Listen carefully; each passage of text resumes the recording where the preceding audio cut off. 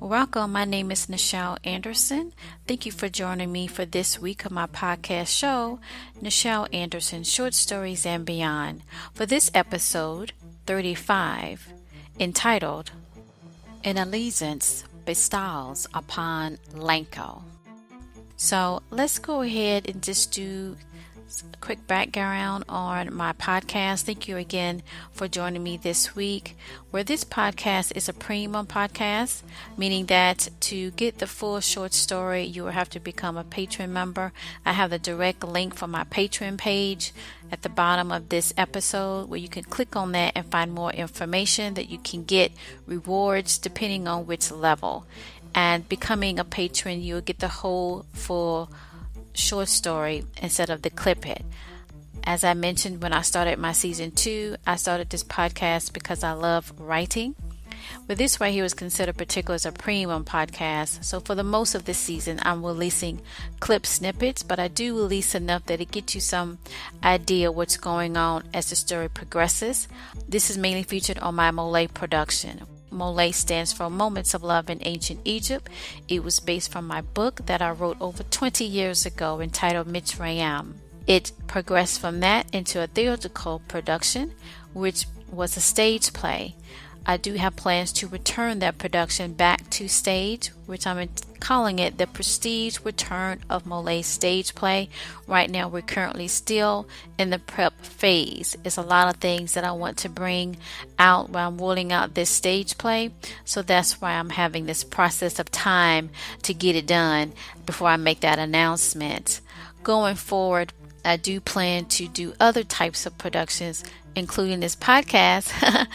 And another element to bring MOLIAE into the brand that I want it to be. I always envisioned MOLIAE to be into a movie. I did a short film. I did episodes, but like a feature film. But for right now, we're focusing, returning back to stage to bring these characters to life. And this podcast was a wonderful opportunity for me to not only introduce the main primary characters, which we get Princess Aamina and then her family, which this podcast kicked off last year, introducing the main characters of that main area of family that wrote out into the book, which is her parents. That's King Mahlon and Queen Hagar, and then her older sister, Princess Hanee. And then, of course, the other elements of characters, which we have Kamratata. The podcast that kicked off last year gave me an opportunity to go back in time and to bring you along with this journey to learn more about these characters. So by the time I do return back to stage for the Prestige Return of MOLIAE Stage Play, you will be more informed, more connected, right? So I kind of had wanted to go over that for those that just joining me, or just to recap for those that have been following me, just to kind of give you an update that I'm still on it. I'm still moving forward with the podcast. I'm still in the prep phase for the stage play. I have other things that, as I mentioned, I want to roll out. When I make that announcement, it's not just going to be about the play. It's a big celebration. So some other things that I'm working on to get that ready to go before I make that announcement. So moving forward, let's talk about what we're going to focus on today.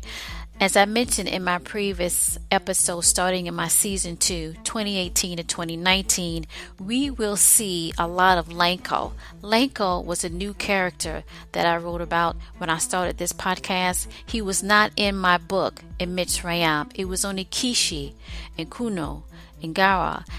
And as I mentioned earlier in my previous episodes kicking off in season 2, that I'm really interested in finding out who was linked to Kishi. Kishi was the main player when we are in the time of Princess Aamina on the scene, and she has to choose between the two kings. Again, the two kings that will be in the play in the Prestige Return of MOLIAE will be King Tiamat and King Daniel. Most people that has been following me know about them too. They're just now learning about all these other characters through the podcast that will be, for the most part, on stage.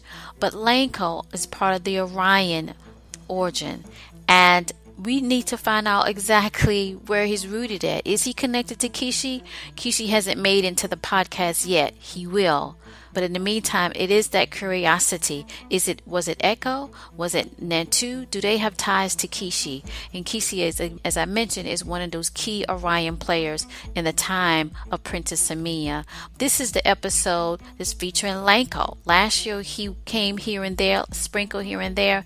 This year he opened the first scene. Okay, one is always important in time, and so it's telling you that something is going to go down. Something is important, and he's involved in it. What would that be?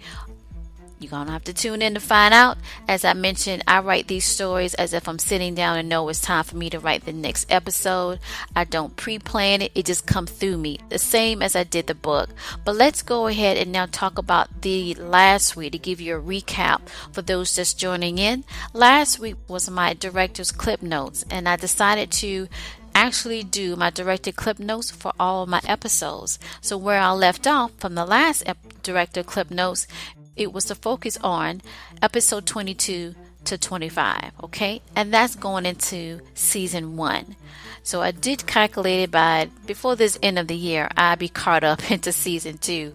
But at least you can, continue to go through it and get some more notes about the episodes that I review when I decide to go ahead and write it, and then I edit it and so forth. So also, just to kind of give you some more kind of backdrop before we start this episode, is where we're looking at episode 33, where we focus on Nantu and his whereabouts and doings after the fall of Echo. So again, last week I'm not numbering it as official episode. It's just my director clip notes. Okay, I learned my lesson from episode 9, and before that week, so 2 weeks ago, I had an episode 33. It focused on Nantu and on his whereabouts and doings after the fall of Echo. And it seems he is settling nicely into the deep of the south. So we catch up with Nantu, because remember, in episode 29, the finale of season 1, Nantu was nowhere to be seen. It was all Echo, because Echo was the head man, the head leader of the Orion initiative. That we're finding out is they're calling it the star of Mitsrayim. So that's what we came about in that episode, right? That we catch up with Nantu. He's on top of his game. He knows what happened to Echo, but he did get a message about something is coming, and so he's closing those borders up. Why? So he's in the south. So let's go ahead and jump in for today for this particular episode, which would be episode 35. So let's begin for this week of my season 2 podcast show, Nichel Anderson Short Stories and Beyond, for this week episode 35, entitled An Allegiance Bestows Upon Lanko.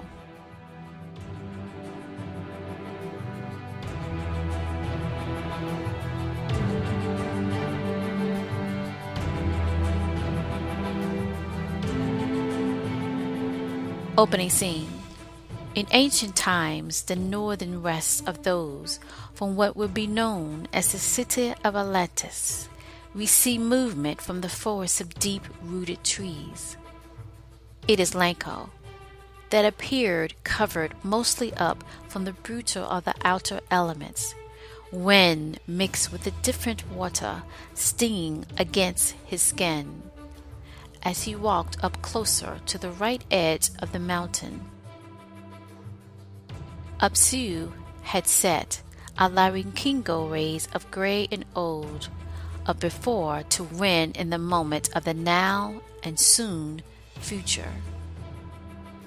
Suddenly, Lanko saw a flickering light ahead, and he knew that was the mark for him to continue onward, for allowance to arrive upon them. They were the northern, southern tribal leaders' army. He heard about them, that could hear men walking upon their territory from miles away. So Lanko knew they must have expected this future meeting. As Lanko clutched the message handwritten in his native Orion language by the senior rank Hanee, as instructed, within moments there were 20 male guards, their eyes as dark as deep opals, from Clayet mines near Zimbabwe. Their weapons were at ease, but ever so ready, for any unexpected move from Lanko. Lanko waved his hands, for he wanted no trouble since he traveled alone, knowing their keen telepathic abilities and sense of smell of danger.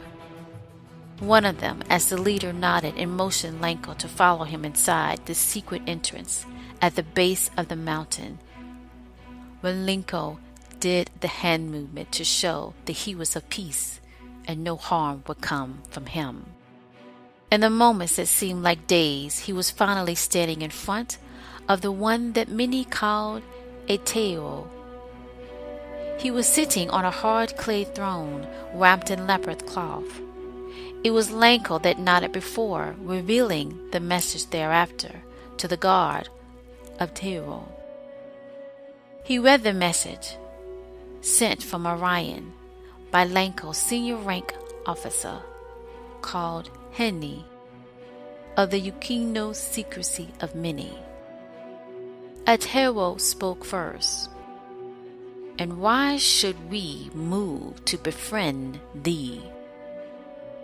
Lanko, looking confused, was about to speak before Atero continued. Their star of Mitsrayim is beyond you and your people of Orion reach. Lanko stood taller as he locked eye contact with Atero, for now Lanko knew that Hanee of the senior rank of Orion Secret Council must have spoken with him before and informed them of their mission with the Western tribal leaders against Mitsrayim. Lanko, more determined, spoke with urgency. It is still within our reach, for Echo is no longer. Atero's eyes grew wider in shock of the status of Echo, while Lanko was pleased to have figured out that Atero was one of the secret alliances with Echo that Hanee asked him about. Atero looked at Lanko up and down before speaking of those of old. If it was by Mitsrayim allies, then what does Hanee think we can do from the north of? Lanko interrupted.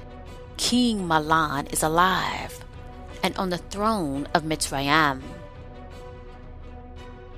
Atero was silent as the new status of Mahlon sunk in, and Atero looked away for a moment to grasp the ramification of Mahlon's return to Mitsrayim.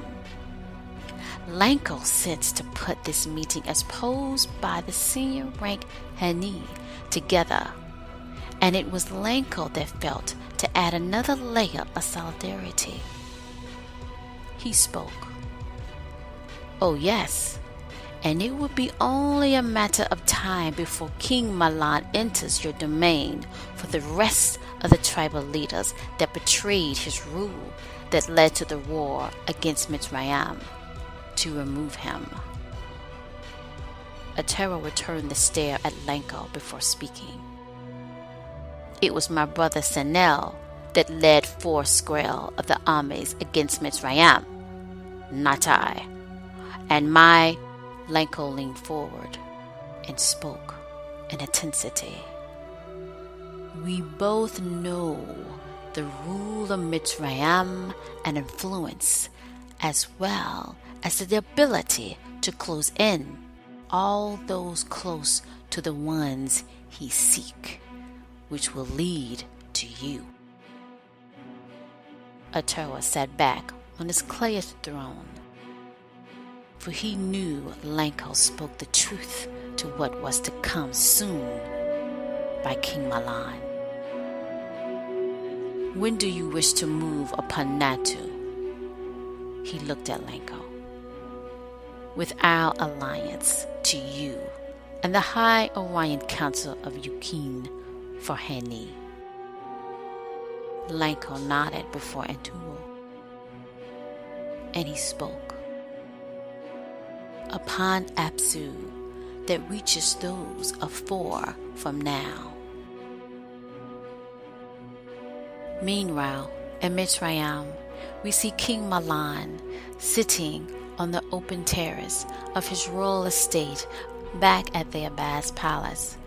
Queen Hagar sits next to him as King Orions continue to win over the day of Absu rule. Female attendants stood nearby, but not in ear.